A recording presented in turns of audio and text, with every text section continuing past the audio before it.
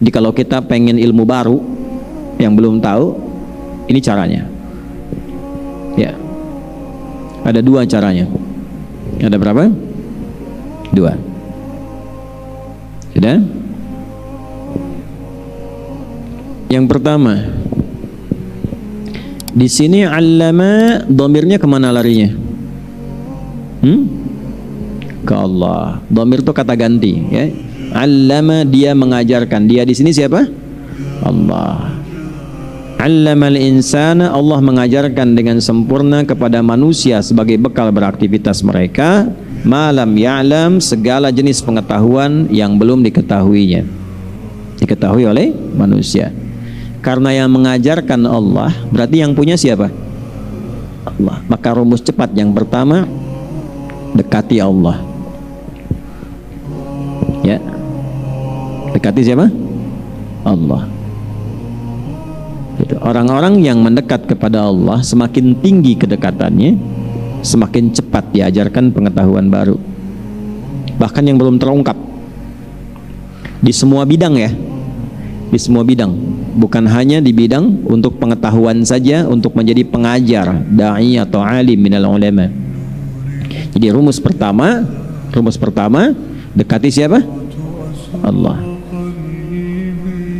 Contoh begini, Nabi Musa, ya, ini yang viral, kita diminta tiap pekan baca Al-Kahf tuh, Jumat malam Yasin, ya, pagi siang Al-Kahfi, Al-Kahf. Tuh kalau tiap pekan kita dalami maknanya, pinteran tuh, pinter. Jadi saya nggak usah ceramah lagi tuh. Ya, di situ kan ada 4 kisah viral, kisah para pemuda yang konsisten dengan keimanan dan sukses sampai abadi kisahnya. Yang kedua, 2 sahabat kaya dan sederhana yang berdialog untuk memberikan pesan moral dalam berkehidupan. Ketiga, kisah Nabi Musa kan, dengan seorang hamba yang diberi pengetahuan lebih. Dan yang keempat tentang Dzulkarnain. Nabi Musa itu kan Nabi Rasul, pengetahuan diberi oleh Allah. Cuma Allah ingin mengajarkan sesuatu kepada Nabi Musa alaihissalam tentang cara mendapatkan pengetahuan baru. Ya, cara mendapatkan apa? Pengetahuan baru. Maka dipertemukanlah dengan seorang hamba yang diberikan rahmat oleh Allah. Nah, rahmat ini bentuknya luas, termasuk pengetahuan. Ya, termasuk apa? Pengetahuan. Ya, rahmat itu gini, anugerah yang diperoleh dengan kedekatan kita kepada Allah, itu rahmat. Ya, sifat Allah yang memberi dengan rahmat, di dunia Rahman, di akhirat Rahim. Jelas? Misal, ada orang pendosa pengen taubat, lalu dia mendekat kepada Allah karena dia bangun akses dengan Allah, taubat, dia dekat dengan Allah yang diberi rahmat sebanyak apapun dosanya. Itu ada di Al-Quran surah ke-39 Az-Zumar di ayat 53. Qul ya ibadiyalladzina asrafu ala anfusihim la taqnatu mir rahmatillah. Nah, Muhammad SAW viralkan kepada setiap hambaku yang merasa berlumur dosa. Oh, dosanya udah kebanyakan, orang vonis kayaknya nggak mungkin jadi ahli surga. Ya. Allah lalu menyampaikan indah sekali, hambaku jangan dengarkan mereka, jangan larut dalam opini mereka, jangan biarkan setan memprovokasi, jangan putus asa dari rahmatku. Ketika rahmat diberikan baru turun ampunan. Innallaha yaghfirudz dzunuba jami'a. Itu rahmat namanya.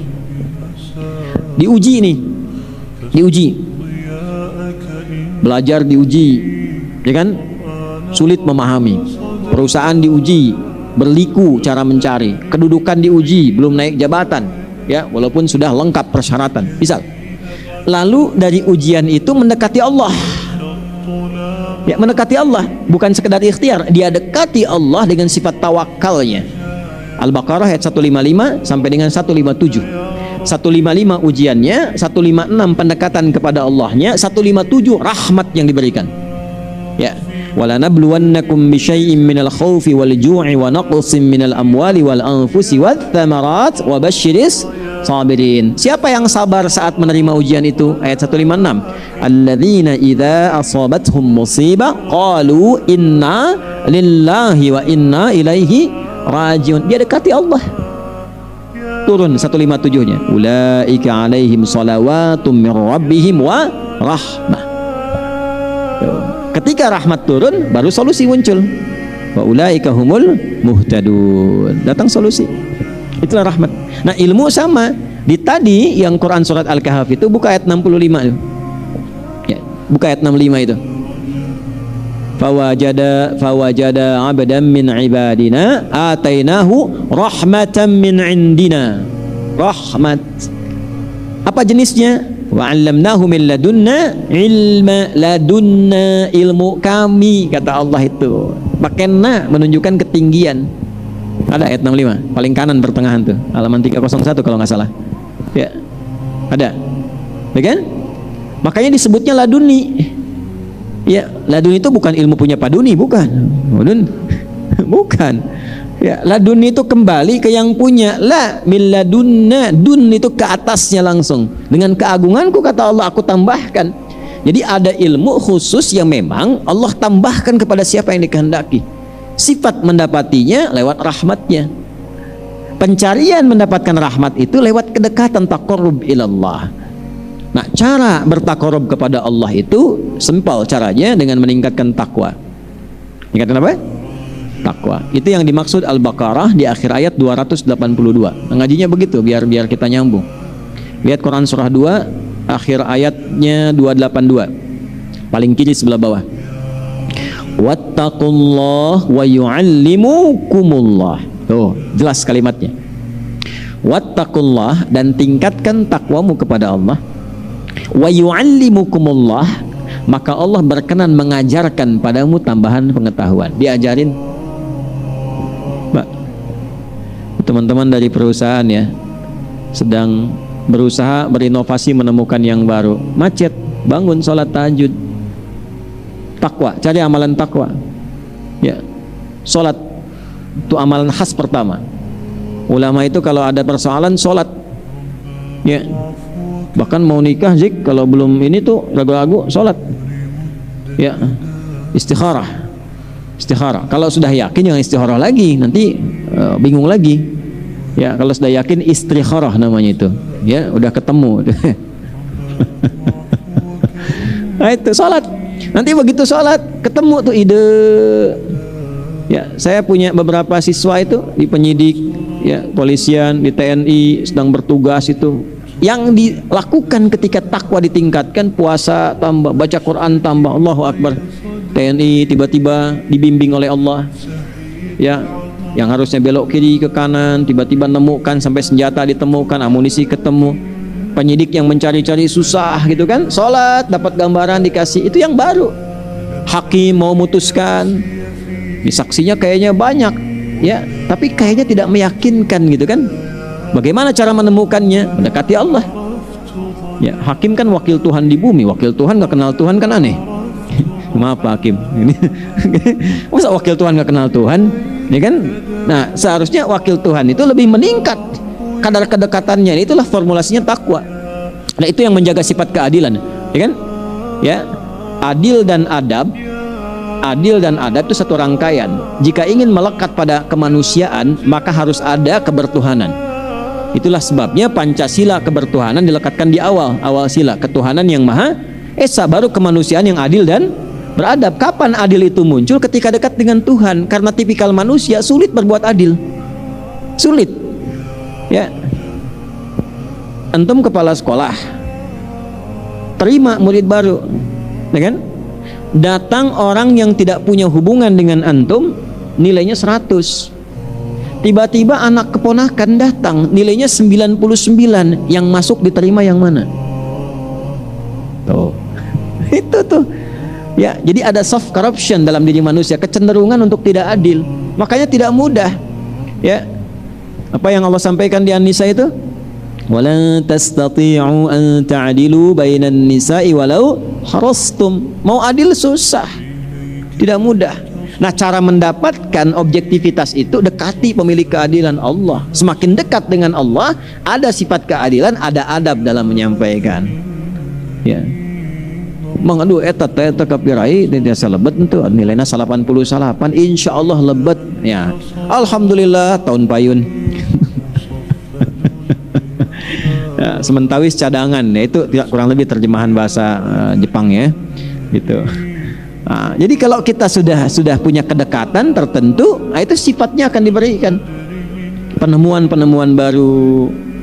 Avicenna itu rajin, sholatnya rajin tuh, Ibnu Sina itu. Karena itu Allah kasih banyak ilmu baru itu. Kecil-kecil udah nemukan banyak teori kedokteran. Itu kan dari mana asalnya? Sholat dan Quran itu yang bikin saya rewel tuh, cerewet tuh. Sholat Quran. Dari kecil sholat. Apalagi antum yang pernah kecil ini, ya Quran. Jadi kalau beliau lupa satu hal, itu bukan buka buku. Sholat 2 rakaat. Begitu ini silakan buka biografinya itu. Saat sholat itu ya ditemukan itu. Ya dapat pencerahan. Cuman sekarang memang umat Islam sekarang levelnya di atas Ibnu Sina. Baru takbir udah ketemu yang nggak pengen ketemu. Yang nggak pengen tahu kan muncul semua tuh. Itu level tingkat tinggi memang advance semua. Cuman sholatnya bermasalah. Gitu. Ini satu-satunya ulama yang pernah terekam dalam sejarah, tercatat mengerjai setan itu Abu Hanifah. Itu bisa menaklukkan setan. Ya. Ada konsultasi tentang sesuatu, murid beliau begitu konsultasi nggak dijawab, kamu sholat dulu aja lah katanya. Ya. Sholat ya. Begitu sudah sholat, balik lagi katanya kan. Apa tadi pertanyaan? Oh, sudah ketemu katanya. Balik lagi ya, karena Abu Hanifah tahu kalau dia sholat setan pasti akan terlibat di dalamnya. Dengan menyampaikan ini sebetulnya di sini supaya mengganggu sholatnya. Nah, Abu Hanifah di antara imam yang bisa menjebak setan tuh. Dalam riwayat tuh ya, ulama tuh unik tuh, unik ulama itu. Ya, nah itu cara pertama, tingkatkan takwa. Ya, amalan utamanya terutama 3, jaga 3 ini nih. Ya, 1 sholat, 2 Quran, 3 taubat. 1 sholat, 2 Quran, 3 taubat. Taubat itu maksudnya jangan maksiat. Syakautu waqi'an an su'i hifdhi fanasahani an atrukal ma'asi faqala al-ilmu nurun wa nurullahi la yunzalu ilal 'asi. Imam Syafi'i berkata mengadu pada gurunya, wahai guru, ilmuku kok agak berkurang, mudah sekali lupa. Ya, maka gurunya menyampaikan, Syafi'i, ilmu itu bagaikan cahaya dan cahaya Allah tidak diturunkan pada pelaku maksiat. Ya kan?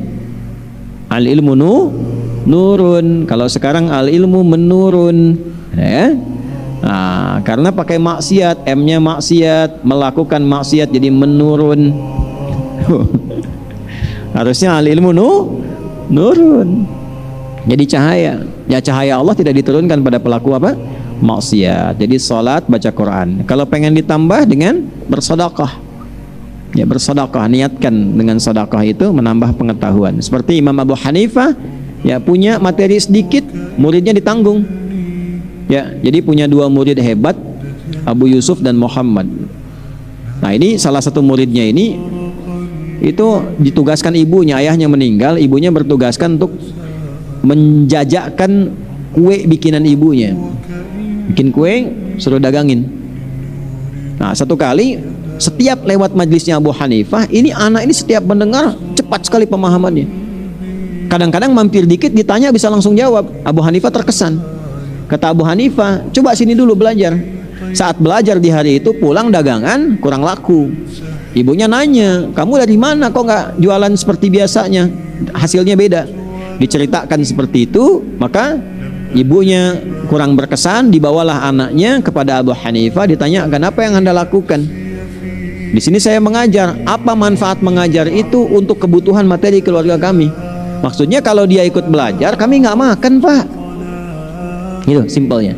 Dibalik sama Abu Hanifah, berapa yang didapatkan dari hasil jualan ini selama sebulan? Sekian. Kalau begitu biarkan anak ini belajar dengan saya, ini hasil selama sebulan saya berikan. Ridho ibunya. Ya, ridho ibunya.